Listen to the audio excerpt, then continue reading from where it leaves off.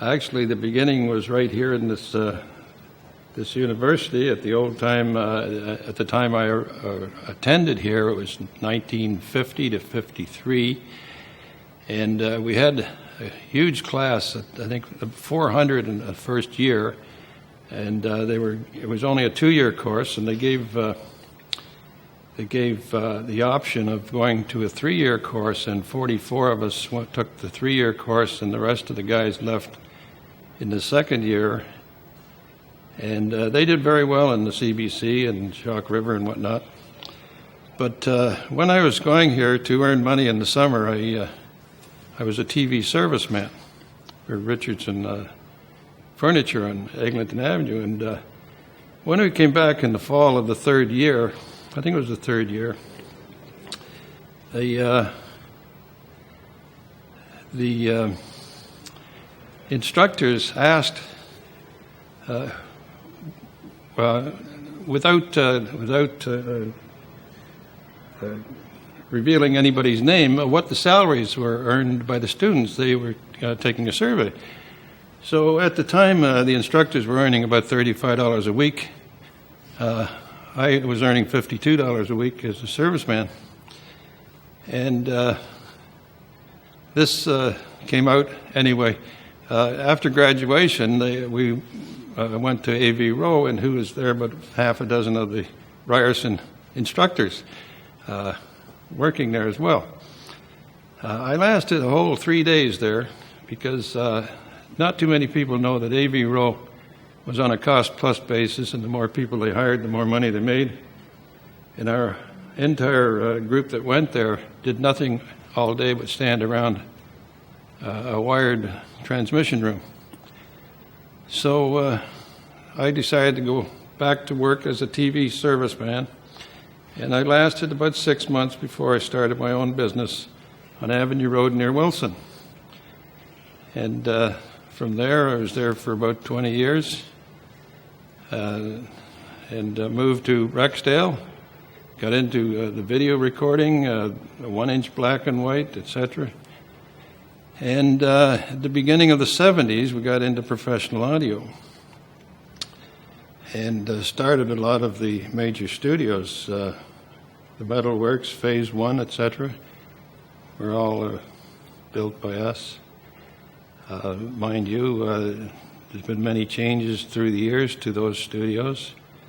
And then Tascam came on the market, and away we go with home recording. That was the mid-'70s and the late '70s, and now with all the major studios have almost disappeared. The ones that have good sound are still in business, Phase 1 again, and Metalworks has now become mainly a school teaching operation of the studio. So now we are in the computers, but Teletech is still the analog place to buy the old gear that sounds just fantastic. The industry seems to be going back to vinyl, which never lost its fidelity. Guys are buying and going into computers, but the sound, if they really have good ears, they leave the computers and go back to analog recording. As an engineer, and I don't know whether they teach this in the schools or not, the successful engineers in recording studios have the ability to motivate people, and Danny Lanwad comes to mind. I was doing a service call there once, and this young fellow was sitting out in the studio by himself on a stool tuning his guitar, and he was there for about 20 minutes. And Danny said, "Okay, let's go. We'll take a few bars." And a few bars is all that happened. And Danny got up and walked out to the guy and said, "Can I try something different?" And he took his guitar, immediately tuned it correctly, gave it back to him. The poor kid couldn't tune his guitar. But Danny had that knack, and that's one of the reasons he's very successful in what he does. And I put the mixer into that studio, and it's one of the great MCI 500 series. And years later, after he got involved with U2, arrived on our doorstep from Ireland was one of these mixers that U2 had pushed aside into a barn or something because it was a wreck. Water had been dripping on it, but that was an interesting go-around with him. Had another case where the EMT plate, that was to give the reverb sound of a large hall. These were pieces of steel that were 4 feet by 8 feet long. And they naturally they acoustically picked up, so they couldn't be in a studio. So one guy put his plate in his living room. He had a basement studio, and it was up there behind the Chesterfield. Another guy put it in a room where he built his wine rack in front of it. Now, that guy just recently died, and we tried to get the estate to give us back our plate because the guy never ever paid for it.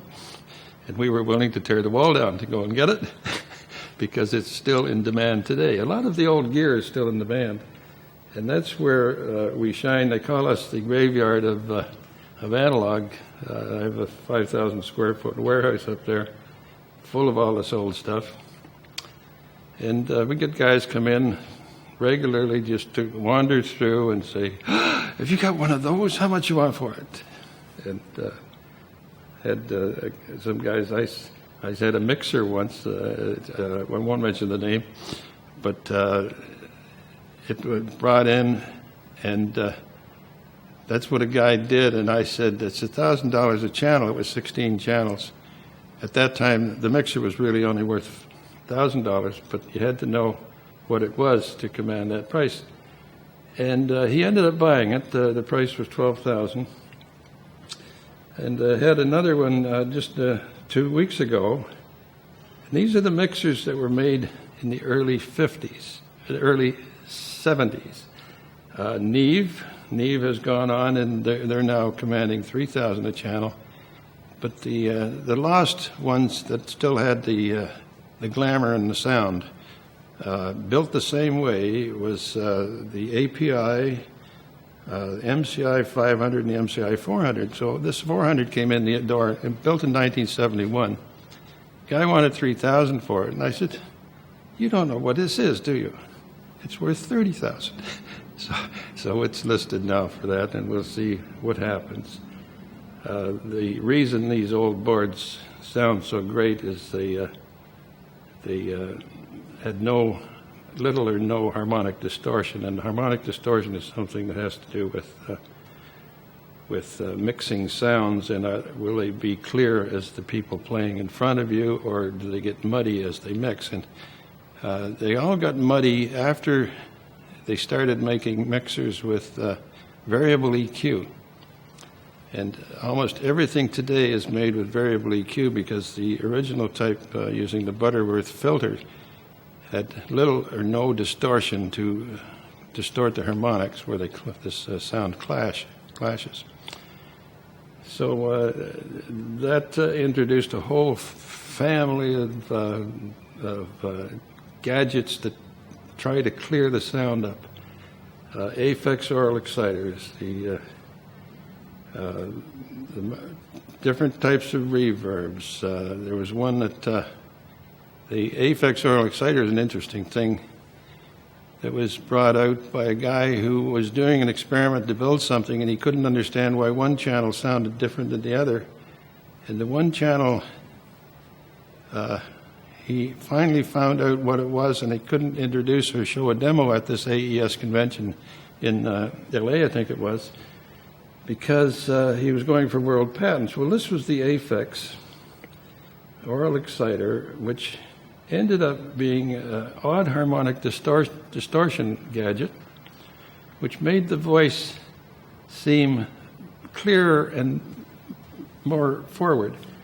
And every commercial that you say is too loud, use the oral exciter to make it appear that way. It's not really louder, it just appears to the mind to be louder because it's odd harmonic, and the mind takes that as an irritant.